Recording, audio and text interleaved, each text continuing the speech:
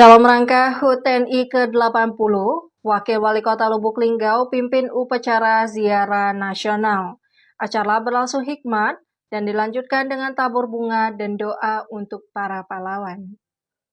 Wakil Wali Kota Lubuk Linggau Haji Rustam Effendi memimpin dan mengikuti upacara ziarah nasional di Taman Makam Pahlawan Patria Bukit Sulap Kota Lubuk Linggau dalam rangka memperingati Hari Ulang Tahun TNI ke-80 dengan tema TNI Prima, TNI Rakyat, Indonesia Maju. Upacara ini dihadiri oleh Forkombida dan jajaran undangan lainnya. Upacara ziarah nasional merupakan bentuk penghormatan kepada para pahlawan yang telah berjuang untuk kemerdekaan dan kemajuan bangsa.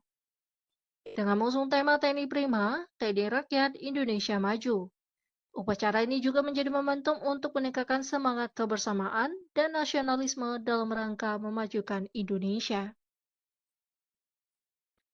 Dalam upacara tersebut, Wakil Wali Kota Lubuk Linggau, Haji Rustam Effendi beserta jajaran lainnya melakukan upacara sekaligus tradisi tabur bunga sebagai penghormatan dan doa kepada para pahlawan serta berlangsung hikmat.